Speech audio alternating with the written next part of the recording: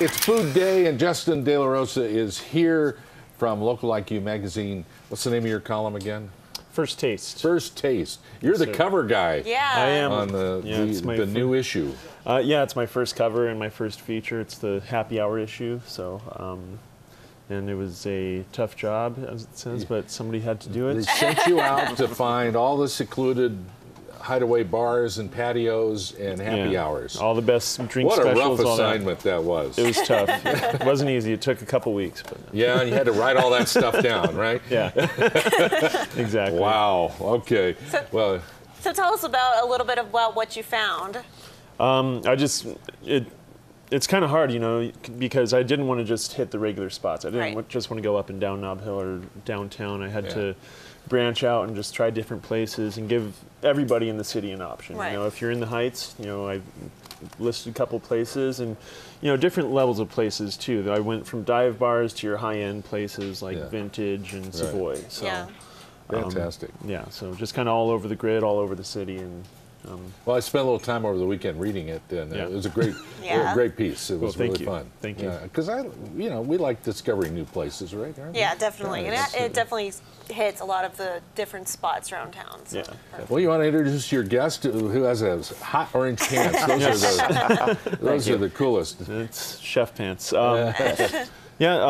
Wanted to bring on today Chef Michael Giese, and he's the executive chef, I believe, over at Indian Pueblo Culture Center, and he created the menu for an upcoming event called A Taste of Film, which is also in conjunction with the Albuquerque Film and Media Experience. And so, you know, we just wanted to bring him on, let him talk a little bit about how food and film go together.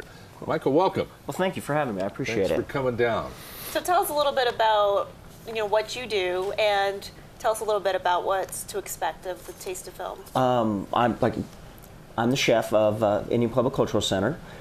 What's going to be happening is this is kind of the unofficial kickoff for the Albuquerque Film and Media Experience.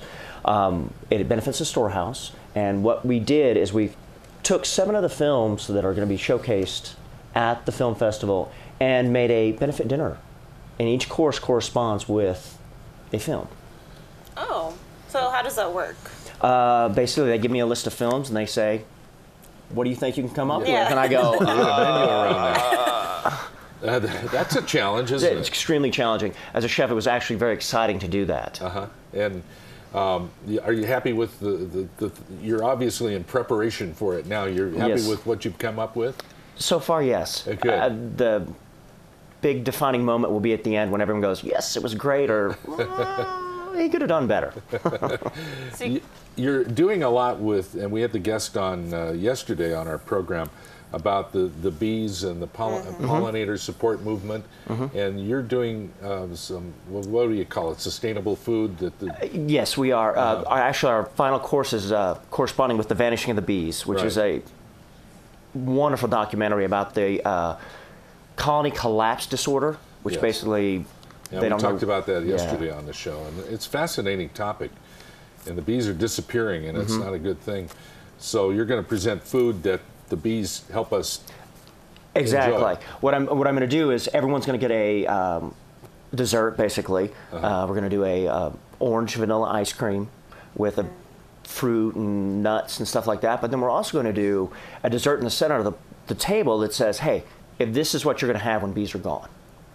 So you'll be able to get well, this is what I enjoy now. I enjoy all the strawberries, the cherries, and stuff like that. But this, and you can try it, and is what you're going to have when the bees go away. Oh, wow. Sobering. Very, very sobering. So can you give us a little, a sneak peek, or tell us a little something that we can expect? Maybe some other kind of treat or food? Well, we're also doing one of our courses is based on Watershed, which is from the Robert Redford Foundation. It is about the Colorado River, which actually affects us here in New Mexico, so that's where we get a lot of our water from. We're doing a striped bass, which is twice cooked, which is native to the Colorado River.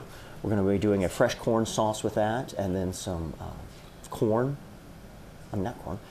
roasted beets and diced zucchini. Nice.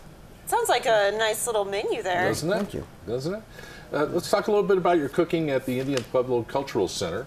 For those who haven't had a meal over there, tell us about your menu and what you serve. We've actually just started a new menu, started a new breakfast menu. We have, it's kind of, everyone really was worried that it was going to be too native and everything, but we're doing kind of a native fusion there. Oh. One of our dishes is called the Giese, which is a blue cornatole with carne adobada on top. Oh. So it's basically kind of like a grits. Yeah. With carne adobada, 2 eggs, cheese, and a house-made tortilla. What time do you open? I'll be right we're already open. I can drive you over. Boy, that sounds good. Thank you. That does sound good. Thank you. So breakfast is a new thing, and then what can people? What's on the menu the rest of the day? We have your normal fare for lunch. You know, the Indian tacos. Which are delicious. Yes, we've won best in the city a few times for those. We also have like our carne adobada po' boy, which is kind of another fusion one where you take a French baguette, carne adobada, coleslaw, queso fresca, shaved onions, and some cilantro on that one. Yes. Breakfast, lunch, and dinner today.